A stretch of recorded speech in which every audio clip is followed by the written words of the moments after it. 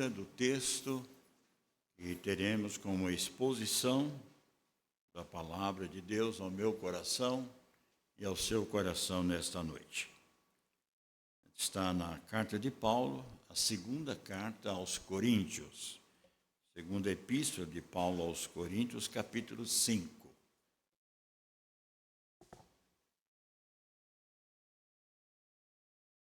Segunda epístola de Paulo aos Coríntios, capítulo 5, versículo 18 a 21. Diz assim a palavra do Senhor. Ora, tudo provém de Deus, que nos reconciliou consigo mesmo por meio de Cristo e nos deu o ministério da reconciliação. A saber, que Deus estava em Cristo reconciliando consigo o mundo, não imputando aos homens as suas transgressões, e nos confiou a palavra da reconciliação. De sorte que somos embaixadores em nome de Cristo, como se Deus exortasse por nosso intermédio. Em nome de Cristo, pois, rogamos que vos reconcilieis com Deus. Aquele que não conheceu o pecado, ele o fez pecado por nós, para que nele fôssemos feito justiça de Deus. Ó Deus, nós rogamos a tua direção para este momento, ó Deus, da tua palavra lida e que será agora, Deus, exposta para nós, que cada palavra, cada frase, ó Deus, aplique o nosso coração, para que nós vivamos de acordo com a tua verdade, teu evangelho. Oramos no nome de Jesus. Amém. Na leitura desse texto, irmãos, quero compartilhar com a igreja sobre o tema reconciliai-vos com Deus. Reconciliai-vos com Deus. Irmãos, no texto que foi aqui nos dado nessa noite, temos como ação da manifestação do amor de Deus, manifestado na morte do seu Filho, para que houvesse a reconciliação do homem com Deus. Esta é uma realidade que nós aprendemos na Sagrada Escritura, que desde que o pecado entrou no Éden, na desobediência dos nossos pais, a raça humana é uma raça decaída, é uma raça pecaminosa e como objetivo sempre é afrontar a Deus. A cruz de Cristo revelou isso, o coração do homem. Ou seja, há uma tendência na natureza humana de odiar contra Deus. Há um ódio contra Deus. O homem demonstra o máximo da sua inimizade contra Deus. Se levanta de todos os aspectos para afrontar o nome de Deus. Nós temos visto isso diariamente, nas mídias sociais, por onde nós andamos, quantas pessoas se levantam para profanar, para proclamar de forma errada o nome santo do nosso Deus. Mas isso é a natureza humana decaída. A palavra de Deus mostra que isso foi tão real que no momento em que Deus preparou a história da redenção do seu povo, enviando o seu Filho amado, Jesus Cristo, o que ele fez foi cumprir aquilo que já estava predeterminado antes da fundação do mundo, que na plenitude do tempo viria o Senhor Jesus para reconciliar o homem diante de Deus. Mas é bom lembrar, irmãos, que a realidade é tão forte da desobediência, do afrontamento contra Deus, que quando se prepara os momentos da chegada do Senhor Jesus para cumprir aquilo que estava no plano eterno de Deus, nós temos, por exemplo, o julgamento de Jesus Cristo. O Sinédrio se reúne para maltratar o Senhor. o Sinédrio se reúne para afrontar o Senhor. O Sinédrio se levanta para um julgamento errado, um julgamento injusto. O Sinédrio se levanta para, assim, levar o inocente, o Salvador, à cruz. É assim a humanidade faz o mundo todo instante com o Salvador, rejeitando, não acatando, não aceitando e se levantando sempre contra aquele que é o autor da nossa vida. Na cruz de Cristo, irmãos, nós temos ali a evidência, a demonstração da hostilidade que a humanidade teve com Cristo. Nosso Salvador, por exemplo, em um dos momentos de julgamento, ele foi cuspido sobre a face do Salvador. Não bastasse isso, também deram bofetadas, deram soco, fizeram isso conforme a Bíblia registra. Aquele que veio trazer a esperança da vida eterna, aquele que veio mostrar o caminho por excelência, não só nesta vida, mas também para o gozo eterno do Senhor. Foi ali na cruz que realmente mostrou ali a raça humana revoltada contra o Salvador. O apóstolo Paulo, quando vai escrever em Romanos, ele diz exatamente isso. Diz algo interessante. Em Romanos 5:20 diz assim: mas onde abundou o pecado? Onde é que abundou o pecado? Foi ali, na cruz. Foi ali que veio a injustiça, foi ali que veio o ódio, foi ali que veio a inveja, foi ali que veio a traição, foi ali que se levantou a humanidade para mostrar diante do mundo que não há um verdadeiro Deus, na expressão da humanidade decaída. Foi ali exatamente que mostrou a fúria da humanidade contra o Salvador. Dentro do colégio apostólico se levanta um traidor. Se levanta aquele que nós conhecemos como Judas Iscariotes. Aquele que durante 3 anos esteve com o Senhor Jesus, andando por toda a Palestina, mas não aprendeu nada do Senhor, porque ele estava predestinado para trair o Salvador. Mas este homem se manifesta diante do Sinédrio dizendo o seguinte: eu tenho alguém que posso entregar com facilidade e não vai ter problema nenhum. Sei lá no monte Getsemane, onde ele está orando. Mas eu quero 30 moedas. A moeda de um escravo. Eu quero 30 moedas.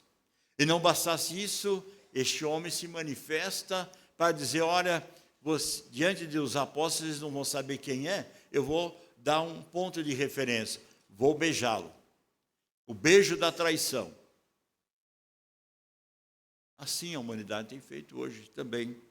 Tem se manifestado contra o Salvador.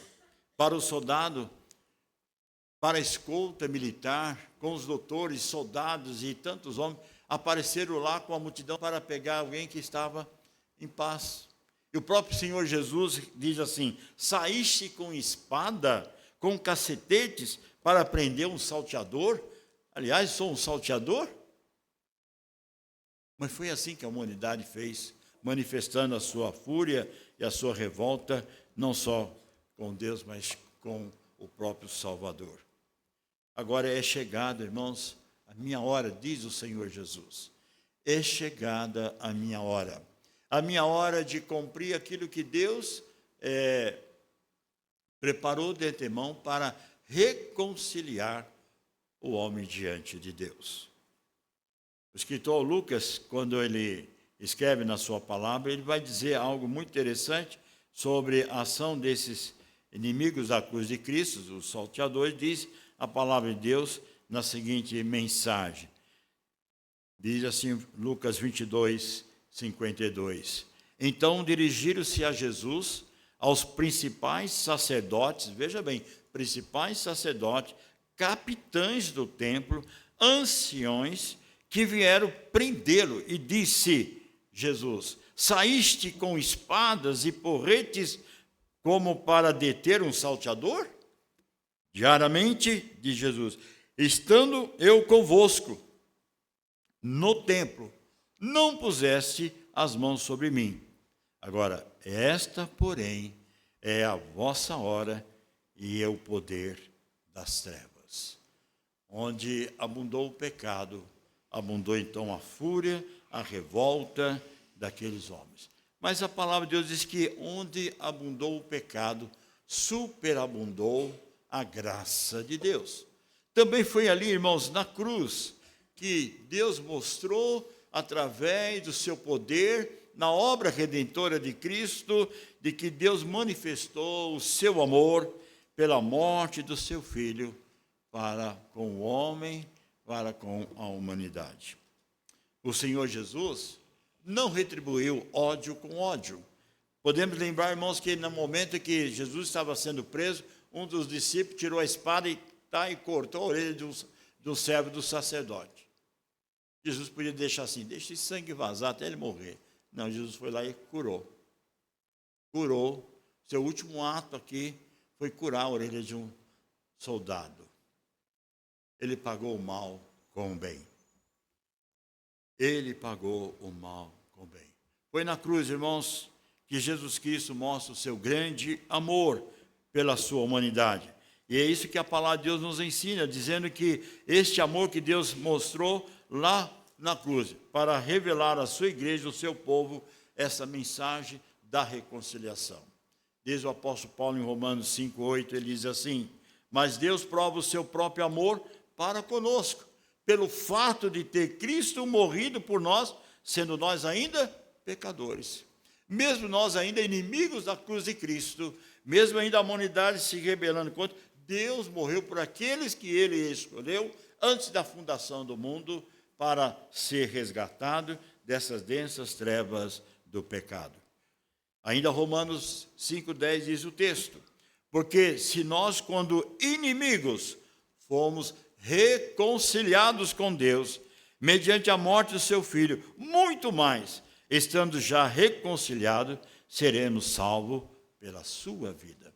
Então, a vida de Cristo, a morte de Cristo depois, a ressurreição de Cristo, o Deus ressurreto, trouxe a mim e a você a esperança desta reconciliação. E essa reconciliação provém de Deus. O texto que nós lemos, o apóstolo Paulo vai dizer exatamente isso, sobre a reconciliação. E no verso número 18, ele diz o seguinte: ora, tudo provém de Deus. Uma coisa interessante, irmãos, nada parte do homem, nada parte do ser humano, tudo é obra e graça de Deus. Deus provém a nossa nova vida. É Ele que vai até o encontro do pecador e abre o seu entendimento, e abre o seu coração para compreender a obra maravilhosa que o Senhor Jesus fez lá na cruz do Calvário, dando a sua vida a vida desse pecador rebelde, inimigo da cruz de Cristo, para ser reconciliado em Deus através de Cristo Jesus. Mas isso provém de Deus, não provém do homem. Nada parte do homem diante de Deus, a não ser obra de Deus. Por isso diz que tudo provém de Deus, que nos reconciliou consigo mesmo, com Deus, por intermédio de Cristo Jesus. Deus em Cristo nos concede, então, irmãos, o ministério da reconciliação. Nada é impossível para Deus. A nossa comunhão com Deus, a nossa confiança em Deus está a regar naquele Deus que pode todas as coisas.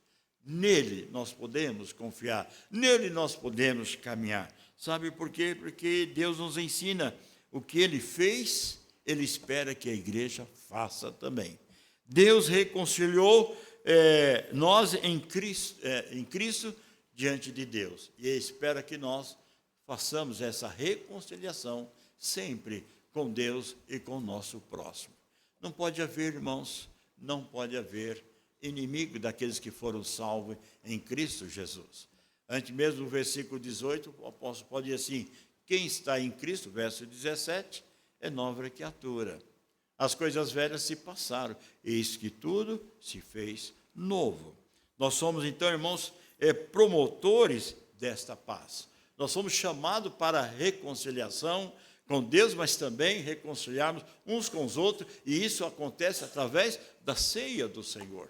Quando nós nos aproximamos para esta santa comunhão, para haver esse quebrantamento em nosso coração, em nossos corações, para compreender que nada pode impedir a nossa caminhada se nós estivermos reconciliados com Deus através do seu Santo Espírito.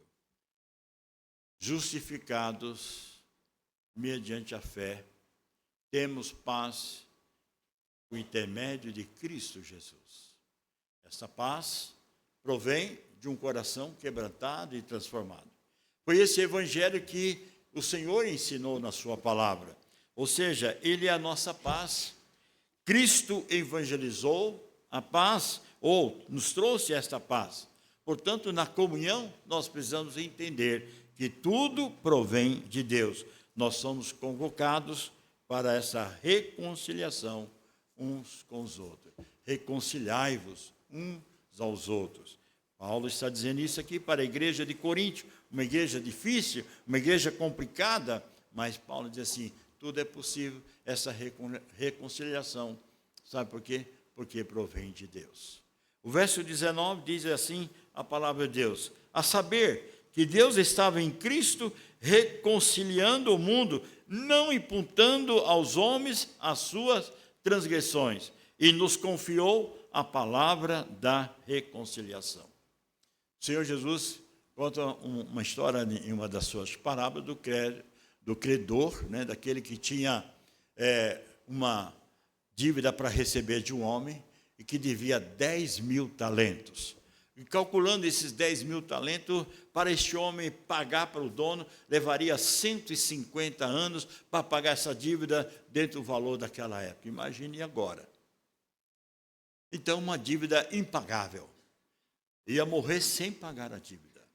O que o Senhor quer nos ensinar é que a nossa salvação é uma dívida impagável. Não há como o homem pagar. Já pelo seu estado miserável de pecador. Mas Cristo Jesus, Deus imputou, jogou essa dívida, essa culpa em Cristo Jesus.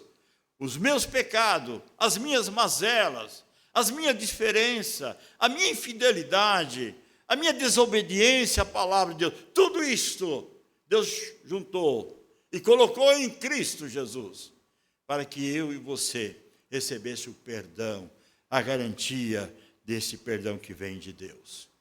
Por isso o Evangelho de Cristo, irmãos, é boa notícia.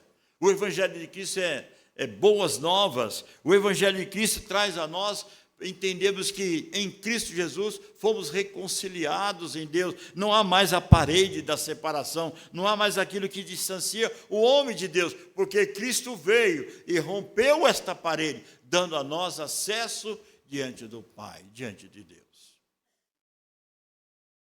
O Evangelho de Cristo é o Evangelho da graça de Deus. O Evangelho de Cristo é o Evangelho da paz. O Evangelho de Cristo é o Evangelho da nossa salvação.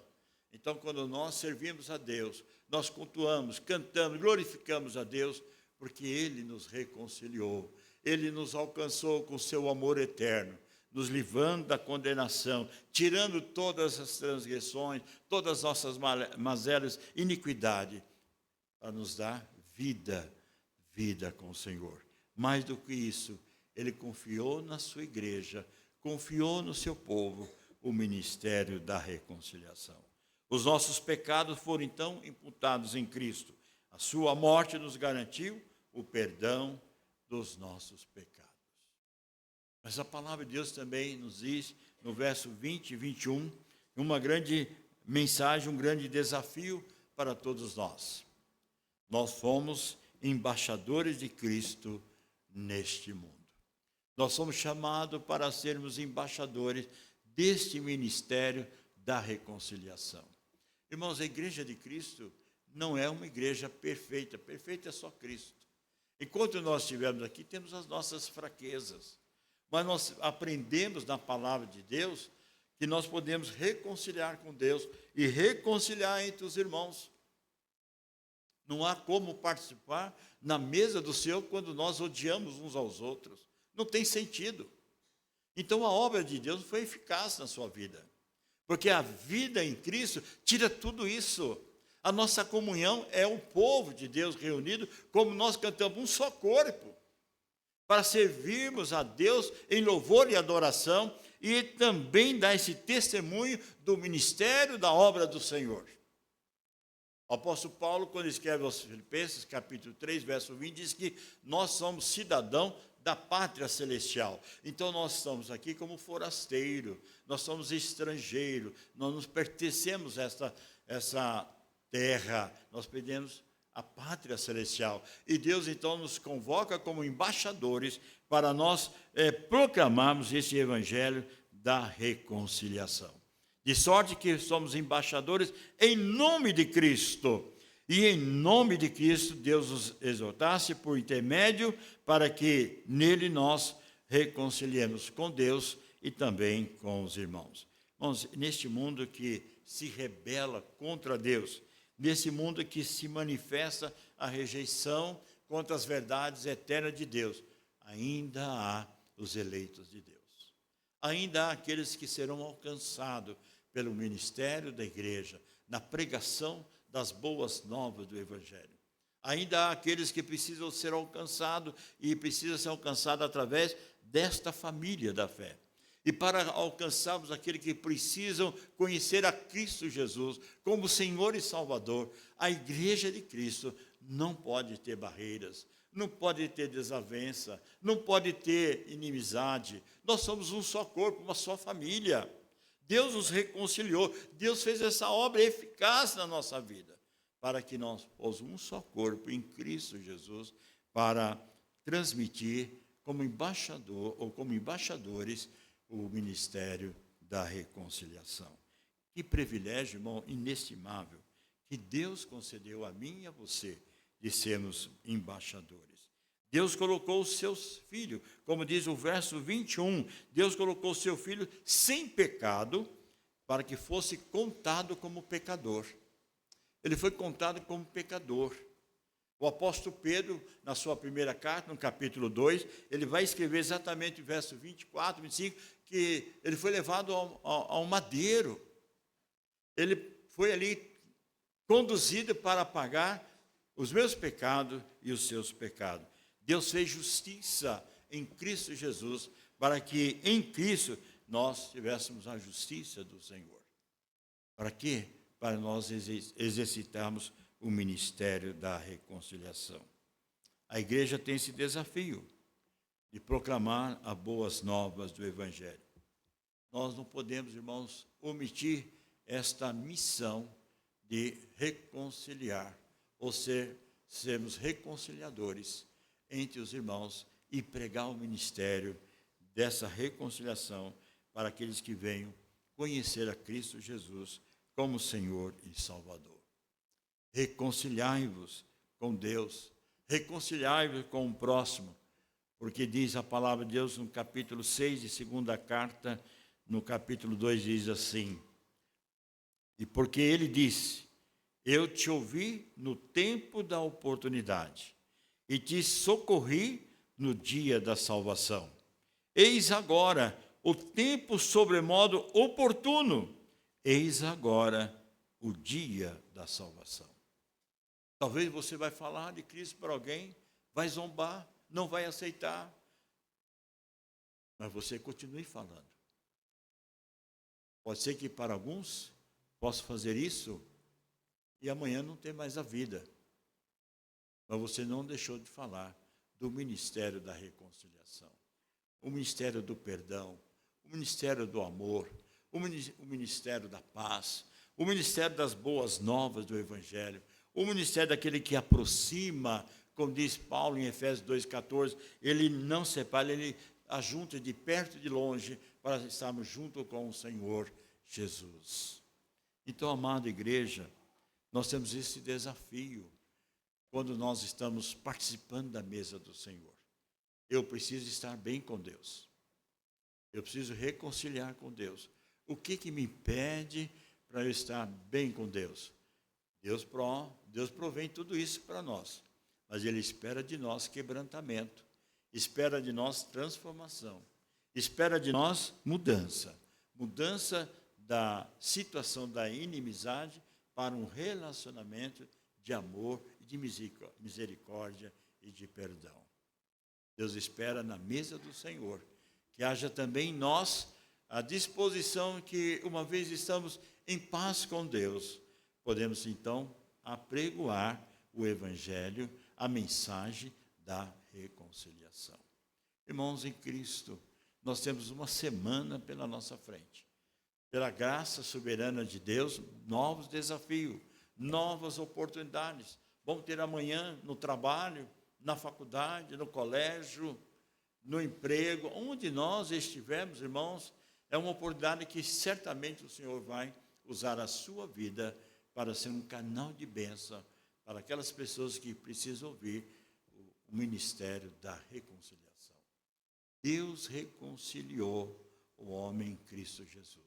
E cabe a nós pegar este evangelho da paz, esse evangelho da glória de Deus, esse evangelho que nos trouxe a salvação. Deus confiou então em nós esse ministério.